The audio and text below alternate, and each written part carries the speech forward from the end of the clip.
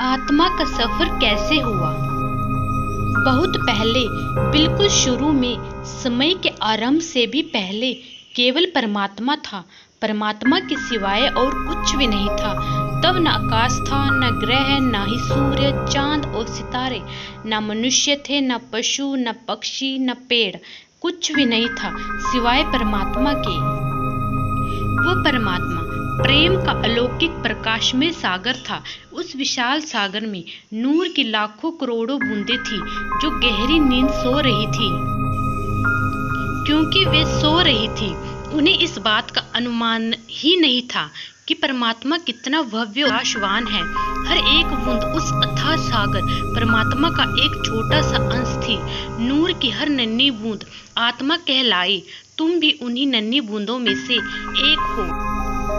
कुछ समय बाद परमात्मा के अंदर सृष्टि को रचने की मौज उठी। उसे अपने में से ही शब्द और प्रकाश की एक जगमगाती अद्भुत लहर प्रकट की और उससे संपूर्ण सृष्टि की रचना कर दी। परमात्मा ने बनाए आकाश, ग्रह, सूर्य, चांद और सितारे, पर्वत, वादियां और रेगिस्तान, समुद्र, झीलें, नदियां और नाले।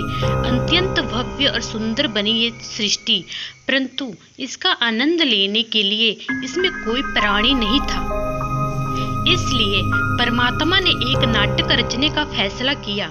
उसने अपनी आत्माओं को पात्र और नई रचित सृष्टि को रंगमंच बनाया। वो स्वयं निर्देशक बना और उसने अपने नाटक का नाम जीवन रख दिया। लगभग सभी आत्माएं उसके नाटक में भाग लेना चाहती थी। इसलिए परमात्मा ने उनसे कहा कि तुम प्रकाश के सागर अपने निज घर को छोड़कर सृष्टि के रंगमंच पर अभिनय करने के लिए नीचे जा सकती हो। लेकिन उन नन्ही बूंदों में से कुछ ही बूंदें ऐसी थी जो इस रचना में आने को बिल्कुल तैयार नहीं थी।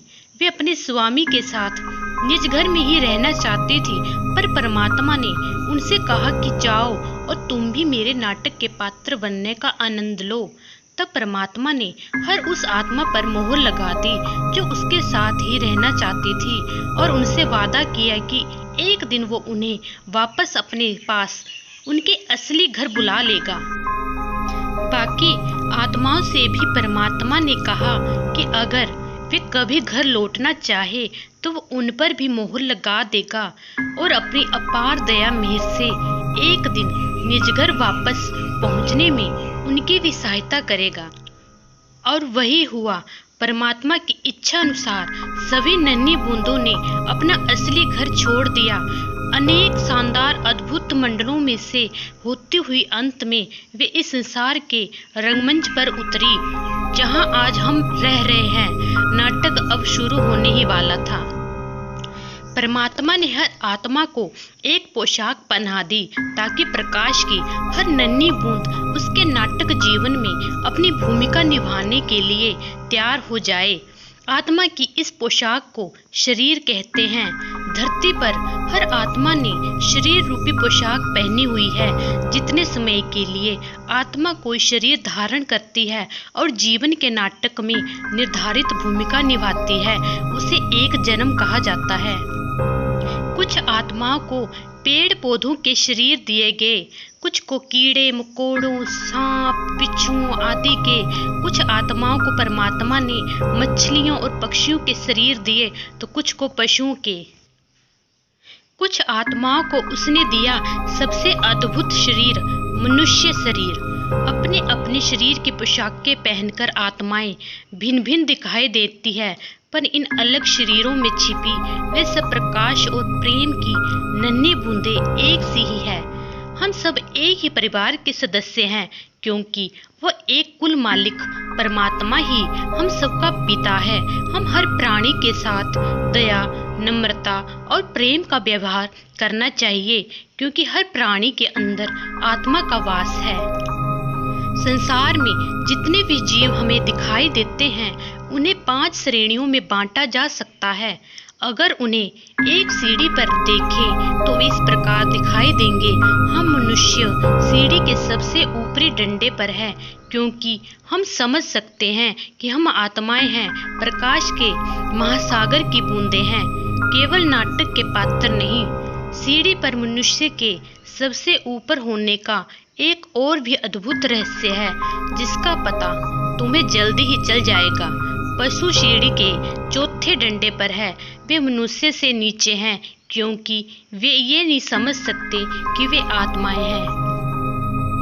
पक्षी तीसरे डंडे पर है, वे उड़ तो सकते हैं, पर उनमें बुद्धि पशुओं से कम है। मछलियाँ, सांप, बिच्छू, कीड़े मकोड़े आदि दूसरे डंडे पर है, उनमें पक्षियों से भी कम बुद्धि है। पेड़ पौधे सबसे नीचे हैं, वे सबसे निचले दर्जे के जीव हैं। वे ना तो सोच सकते हैं, ना अपनी जगह से हिल सकते हैं। यह आत्मा ही है जो शरीर को जीवित रखती है, इसे भागने, दौड़ने, उछलने, कूदने, तैरने और उड़ने के योग्य बनाती है। जब नाटक में आत्मा की भूमिका समाप्त हो जाती है तो वह शरीर की पोशाक उतार देती है। तब शरीर की मृत्यु हो जाती है, वह निर्जीव हो जाता है, ना सांस ले सकता है, ना हिल डुल सकता है। पर आत्मा कभी नहीं मरती। तुम्हारी आत्मा परमात्मा के नूर की एक बूंद है, इसलिए वास्तव में तुम सदा जीवित रहते हो। क्या तुम जानते हो कि जब आत्मा शरीर की पोशाक उतार देती है तब वह कहाँ जाती है? वह नए शरीर में एक नई जिंदगी शुरू करती है। उसे सृष्टि के रंगमंच पर एक अन्य भूमिका दे दी जाती है और एक नई पोशाक बना दी जाती है। इसी को जन्म कहते हैं। आत्मा किसी भी प्राणी के रूप में जन्म ले सकती है।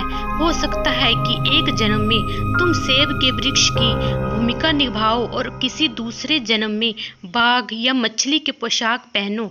ये भी हो सकता है कि तुम एक हिंदुस्तानी लड़के या एक अमेरिकन लड़के की भूमिका निभाओ।